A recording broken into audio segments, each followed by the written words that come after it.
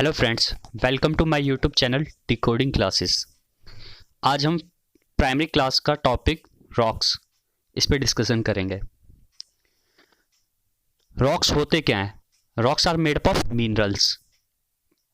Rocks हमारे minerals के बने होते हैं। अब ये मिनरल्स क्या होता है?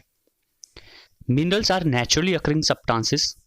It's a naturally occurring substances. ये नेचर में हमारे नेचुरली पाए जाते हैं, जैसे हमारे कोल हो गया, पेट्रोलियम प्रोडक्ट्स हो गए, quartz and mica.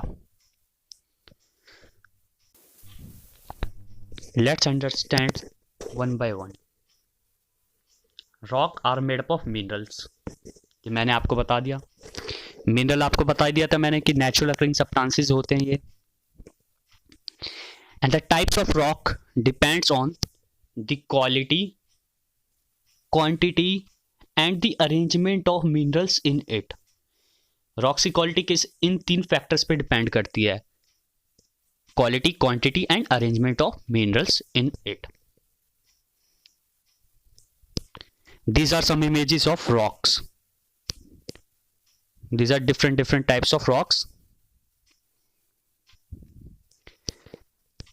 Kinds of rocks. There are mainly three types of rocks. And what are these? Igneous rock, sedimentary rock, and metamorphic rock.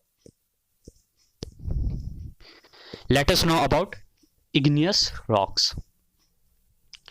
Igneous rocks form the base of all forms of land plains, mountains, and ocean beds. They are formed by cooling and hardening of hot liquid rock material. ठीक, igneous rocks हमारे mainly solidification से बनता है। Solidification of what?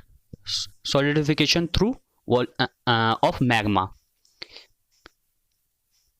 In this slide, you are seeing a volcanic eruption. In this, the magma comes out through, and outer side, this yellow portion you are seeing, this is a magma, and when it's cool, these form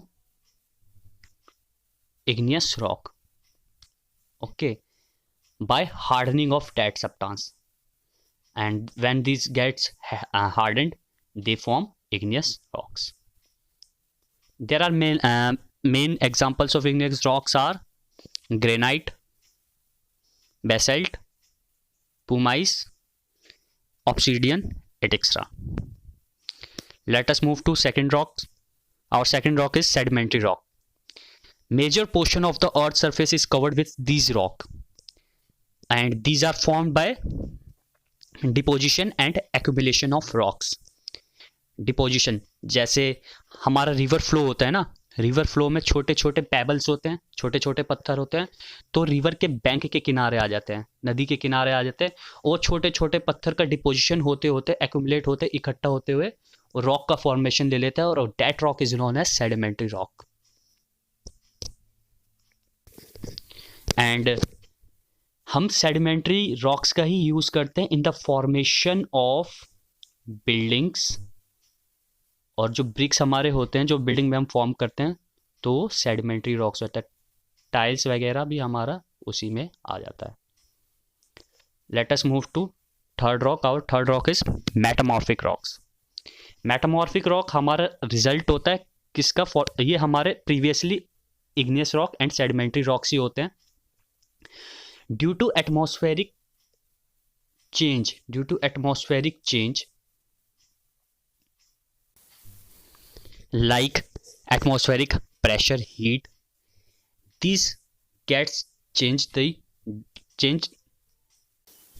factor change the properties of that rocks, and those rocks form into new rock, and that rock we known as metamorphic rock. These word, जैसे metamorphic rock हमारा word किससे बना है? metamorphism. You are saying that metamorphism. The metamorphism means change in formation. So change in what formation? Change in the formation of igneous and sedimentary rocks.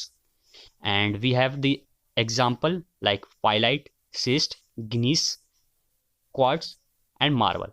These are some basic example of metamorphic rock. Let us conclude हमारा conclusion क्या मिलता है कि rocks और minerals हमारे अर्थ पे हर जगह पाए जाते हैं. It can be found everywhere anywhere on the earth. और लोग इसका अपनी डेली लाइफ में नॉर्मल यूज करते रहते हैं. They use these rocks in the formation of buildings, cosmetic cars, roads, appliances, etc.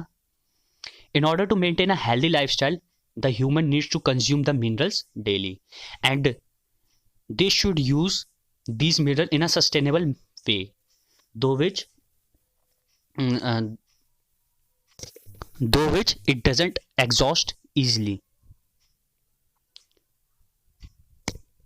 Thank you. Thanks for watching the video.